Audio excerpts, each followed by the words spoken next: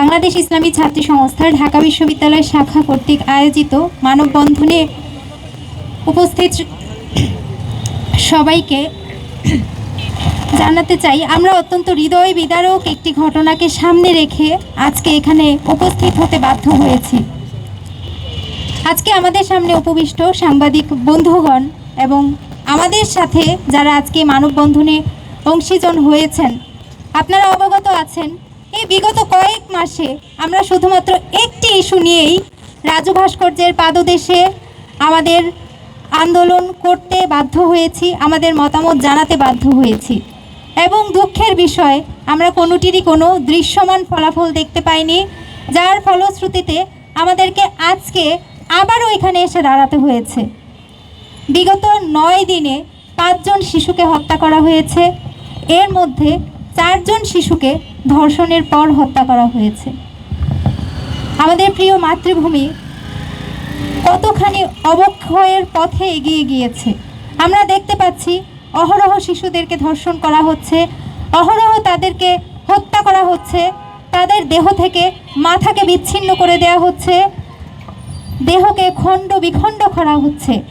এরই পাশাপাশি নারীদের নিরাপত্তার অবস্থা আশঙ্কাজনক।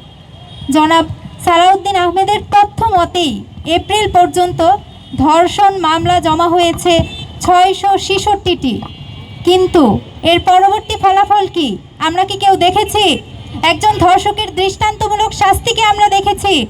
আমাদের ছোট্ট শিশু রামিসাকে যে ধর্ষণ করেছে, যেই নরপশু হত্যা করেছে, সে ইতোমধ্যে একজন আসামি ছিল, যাকে জেল থেকে ছেড়ে দেওয়া হয়েছে।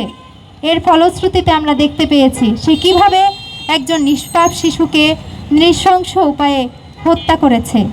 আমরা স্বরাষ্ট্রমন্ত্রী জনাব সালাউদ্দিন আহমদকে স্পষ্টভাবে বলতে চাই, আপনি সংবিধানের ব্যাখ্যা থেকে বের হয়ে আসুন।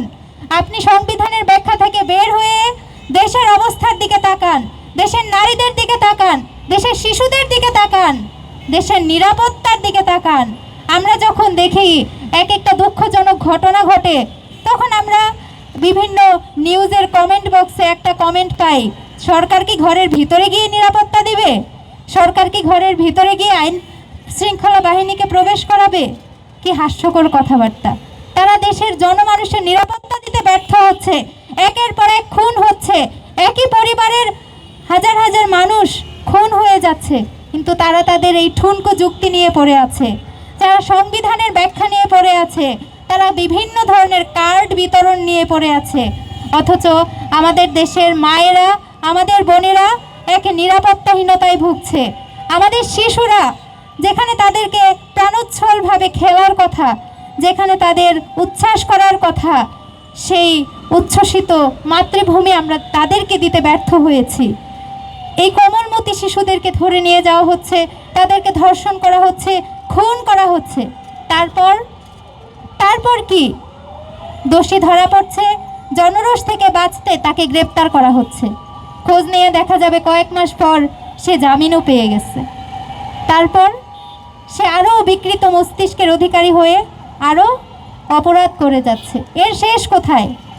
আমরা এ যাবৎকালে কোনো ঘটনার একটি দৃষ্টান্তমূলক শাস্তি দেখতে পাইনি।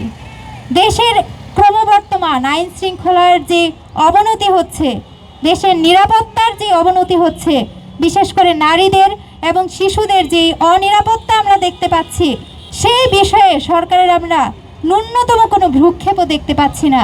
বরঞ্চ আমরা কি দেখতে পাচ্ছি? সরকারের এমপিরাই নারীদেরকে ভোগ্যপণ্য বানাচ্ছে। অত্যন্ত লজ্জার আমাদের জন্য। যেখানে আমরা নির্বাচনের আগে দেখেছি তারা নারী নিরাপত্তার বলি বলছে, তারা নারীদের অধিকারের কথা বলছে, সেখানে ভোটে তারা সরকার গঠন করার পরও নারীদের নিয়ে কোনো চিন্তা করছে না। তাহলে এসব কি নারীদের ভোট টানার জন্য ফাঁকা বলি ছিল?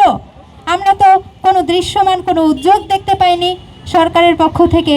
আমরা দেশের প্রধানমন্ত্রী তারেক রহমানকে বলতে চাই, আপনি দেশের জনগণের উন্নয়নের জন্য নানা ধরনের কার্ড বিতরণ করছেন, দয়া করে এই দেশের নারীদের এবং শিশুদের নিরাপত্তা দেওয়ার জন্য একটি কার্ড প্রদান করুন, যেই কার্ড দেখিয়ে তারা ধর্ষকদের হাত থেকে বাঁচতে পারবে, যেই কার্ড দেখিয়ে তারা নারী হেনস্থাকারীদের কাছ থেকে বাঁচতে পারবে।